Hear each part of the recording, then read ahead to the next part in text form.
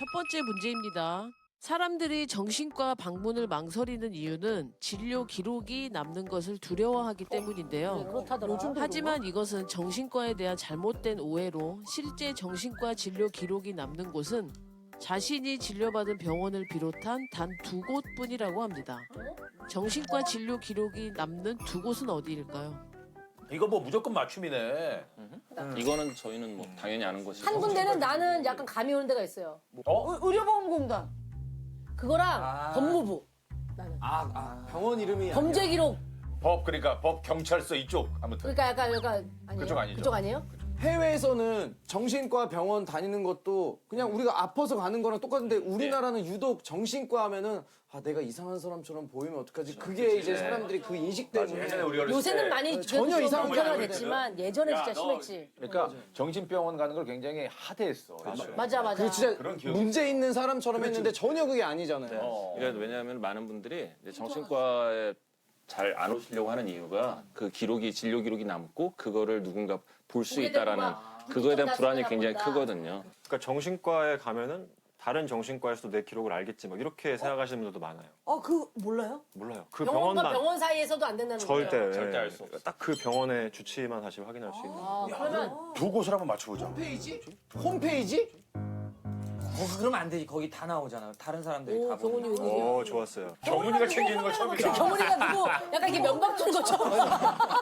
경훈아, 아유 잘했어. 정말. 아니 그러면 일단 두 곳이니까 두 곳 중에 한 곳이 아까 얘기한 거. 의료보험공단. 맞아요? 플러스로 있죠. 플러스로 건강보험공단. 의료보험공단은 난 그런 게 있는지 몰랐어. 건강보험공단. 그래 건강보험공단. 철 씨도 모르게 그 보험료를 계속 내고 있어요. 내고 거기다가. 있잖아 네가. 그래요? 네. 내 계좌번호를 어떻게 알았지? 자동이체. 자동이체. 네 계좌번호를 누가 알아서 네 걸 빼가니. 원래 이번 난장이들이 와서 이렇게 캐간대. 자동으로. 네 통장에서 이렇게. 한 군데만 더 맞추면 되는 거지. 운전면허 시험장. 그럴 수 있겠다. 야 그럴듯하지. 그럴듯하지. 그래 경훈이가 이거 하면서 똑똑해졌어. 운전면허 할 때 우리 기초 건강검진 받잖아. 그런데 정신 기록이 있으면 안 될 것 같은데? 위험할 수도 있어. 아니에요. 그러니까 지금 말씀하시는 건 아까 다 저희가 말씀드렸던 정신과에 대한 오해와 편견에 대한 이야기예요. 근데 한 아니라고 군데 그랬어. 진짜 의심 가는 데가 있긴 해요. 병무청.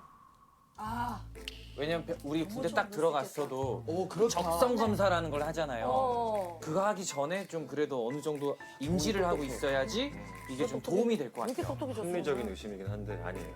아. 힌트 하나만 주세요. 근데 건보단이랑 큰 차이가 없어서 비슷한 데인가 보다. 가끔씩 TV에서 광고도 해요. 정답! 보험사? 제3금융은행? 왜냐면 그 삼금융은행이라 그러지. 제가 아는 건 다 끄집어내는구나. 나 지금 두뇌 풀가동이야. 야, 제3금융에서 근데 솔직히 방송을 볼 때는 네. 희철 씨가 그냥 웃기려고 저러나 보다라고 했는데 진심이구나. 지금 모든 걸 쥐어짜고 있는 철에 대한 거예요. 오해세요. 이게 진짜입니다. 난 모르는 게 창피하지 않아. 왜냐면 배우면 되니까. 그럼요. 와서 뵈니까 진짜 문제의 진심이시네. 네네. 한번 두 분이 정답 그거 네. 얘기해 주세요. 뭐예요? 맞춰주세요. 하나가 아까 말씀하셨던 건강보험공단이고요. 건강보험공단. 또 하나가 이제 심사평가원이에요.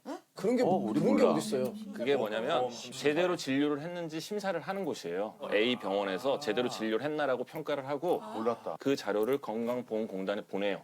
그래서 이 병원은 제대로 진료했으니까 이 병원에 본인 부담금을 제외한 나머지 60% 돈을 지급해라고 하면 그 공단에서 병원으로 돈을 지급하게 돼 있어요. 정답입니다. 그렇구나. 그러면 아무도 모르네요. 그 기록을. 사실상 아무도 모르는 거야. 아무도 모르는 거네. 본인이 얘기하지 않는 이상 어디에 뭐 취업한다거나 심지어 공무원이 되신다고 해도 전혀. 열람을 할 수가 없고 법적인 문제가 생겼을 때 뭐 판사가 요구를 했을 때에도 본인이 동의를 해야지 열람을 해줄 수가 있는 거고요. 그럼에도 불구하고 나는 그 두 기관의 진료 기록이 남는 것도 싫다는 분들은 보통 본인 100% 본인 부담으로 내는 경우도 간혹 있고요. 내 배우자라 하더라도 내 가족이라 하더라도 내 동의가 없으면 아무도 그 진료 기록을 열람할 수 없습니다. 오로지 본인 네. 동이군요. 오로지 본인 이건 동의. 혹시 병원에서 이제 뭐 웅쌤이나 진쌤이 이제 이거를 뭐 김희철 여기서 상담 받았었어요 하고 공개를 하면은 그럼 어떻게 돼요? 그거는 법에 걸리죠. 개인정보보호법에 의해. 그죠? 네. 그 약에 대해서도 오해가 좀 많을 것 같아요. 그럼요. 특히나 정신과야. 그렇지. 너무 많아요. 형 정도 세대 되시는 분들은 네. 옛날에 정신과 약을 먹고 뭐 사람이 바보가 됐네, 뭐 침을 흘리네, 뭐 이런 얘기들 많이 들어보셨어요? 진짜 그런 말들이 있었어. 있었지. 약 너무 심하게 먹어서 이게 왜 그러냐면 구한말 때 아니에요? 구한말 때? 아니 실제로 정신과 약 중에서 가장 먼저 나온 약이 클로르프로마진이라고 해서 조현병 약이거든요. 항정신병 약이 나온 게 1960년대예요. 그래서 그 약이 효과는 되게 좋은데 굉장히 부작용이 심한 약이었어요. 우리 오래된 환자분들이 이제 CPZ라고 하는 약인데 발음 안 되고 이게 삼키는 걸 잘 못하니까 침이 흐를 수도 있고 몸이 로봇처럼 딱딱해지고 뭐 이런 부작용들이 있는데 요 부작용이 생긴 그 약이 지금 한 50년이 지나는 동안 굉장히 많이 개발이 돼가지고 지금은 효과는 굉장히 좋은데 부작용이 한참 적은 혹은 거의 없는 약들이 많이 나와 있고요. 뭐 우울증 때 쓰는 약이라든지 불안장애 때 쓰는 약들은 오히려 부작용이 거의 없는 약들이 훨씬 많거든요. 그래서 정신과 약에 대한 오해들을 보통 어르신들이 옛날 생각을 해서 그러시는 겁니다.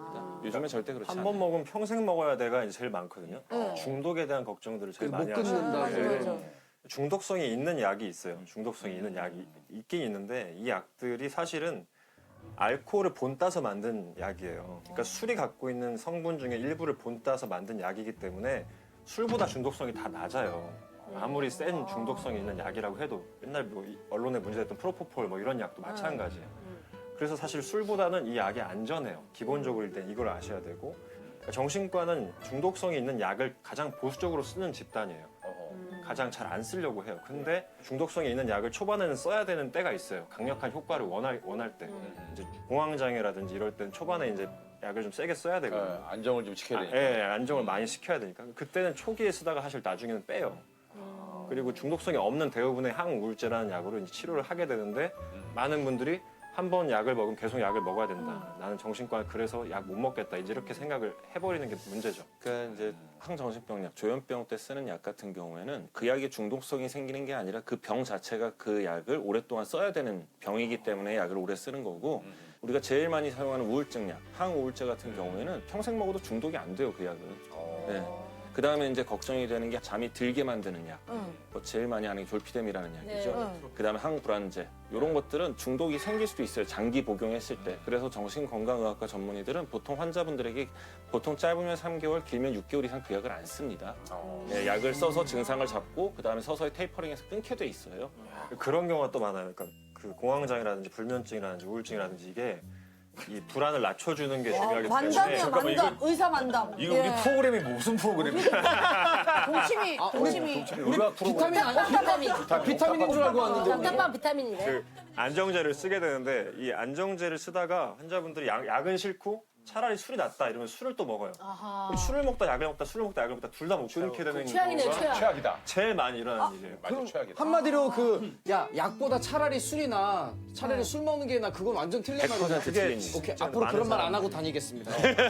저한테서 나온 말이구나. 네, 제가 그렇게 하는데 약 먹느니 술을 먹지를 제가 뭐, 했었는데. 야, 너 약 먹고 잠 못 자서 약 먹을 바에는 술 먹는 게 저 나라는 그랬거든요. 얘기들을 하는 굉장히 무지한 사람들이 많거든요. 네, 네. 저라고 분명 말씀을 드렸거든.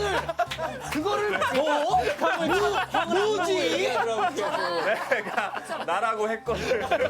그렇지. 농담이에요. 근데 진짜로 그건 잘못된 얘기예요. 알겠습니다.